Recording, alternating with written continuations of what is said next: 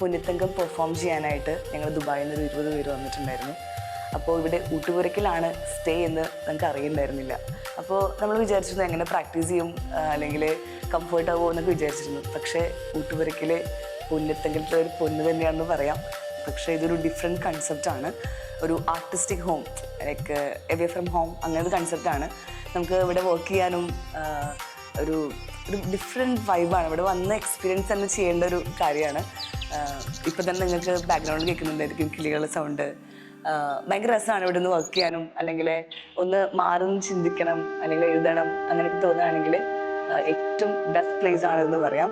അതുപോലെ ഏറ്റവും ഇൻട്രസ്റ്റിംഗ് ആയി എനിക്ക് തോന്നിയത് ഇവിടെ ഇത് കണ്ടില്ലേ, ഇതുപോലെ ഒരുപാട് പെയിൻറ്റിങ്സ് ഒക്കെ ഉണ്ട്. അപ്പം ഞാൻ വിചാരിച്ചു ഇതൊക്കെ ഓക്കെ ഒരു ഇന്ത്യയുടെ ഭാഗമായിട്ട് ഇവർ മേടിച്ചായിരിക്കും വിചാരിച്ചു. പക്ഷെ അല്ല, ഇതിൻ്റെ ഓണർ തന്നെയാണ് എല്ലാം വരച്ചത്. ഒരുപാട് ഇതുപോലെ കാണാനുണ്ട് ഇവിടെ തന്നെ. എല്ലാ കഥകളും ഓർമ്മകളുടേതാകുന്നു, എല്ലാ നക്ഷത്രങ്ങളും ഓർമ്മകളുടേതാകുന്നു, എല്ലാ പുസ്തകങ്ങളും. അങ്ങനെ ഒരുപാട് പുസ്തകങ്ങൾ ഇവിടെയുണ്ട്. പലർക്കും പല കാരണങ്ങളാണ് ഇവിടെ വരാനായിട്ട്. ചിലർക്ക് കളറി ക്യാമ്പ്, ചിലർ മോഹിനിയാട്ടം, ആർട്സ്, അങ്ങനെ ഒരുപാട് കാര്യങ്ങൾ കണ്ടെത്തി, എഴുത്ത്, അങ്ങനെ ഒരുപാട് കാരണം കണ്ടെത്തിയിട്ടാണ് പലരും ഇവിടെ വരുന്നത്. എൻ്റെ ഒരു സ്പെഷ്യൽ സ്പോട്ടാണിത്. കാരണം ഞാൻ വർക്കിൻ്റെ ഇടയിലാണ് ഈ കളറി പ്രോഗ്രാം ചെയ്യാൻ വേണ്ടി വന്നത്. അപ്പോൾ വർക്ക് കുറേ പെൻഡിങ് ആണ്. അപ്പോൾ ഞാൻ ഒന്ന് മാറി ഇരുന്നിട്ട് ഇവിടെ വർക്ക് ചെയ്യാണ് വന്നത്. ഇവിടെ ഇരുന്ന് ചെയ്തപ്പോൾ വർക്കെല്ലാം കംപ്ലീറ്റ് ആയി.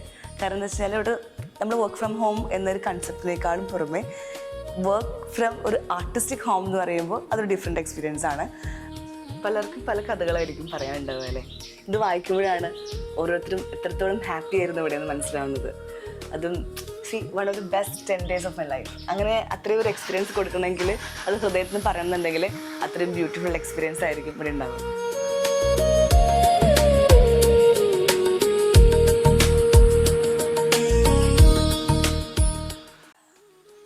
പോവാൻ തോന്നുന്നില്ല, ഇനിയും വരുമെന്ന പ്രതീക്ഷയിൽ ഞാനിപ്പോൾ തൽക്കാലം സൈനിങ് ഓഫ്.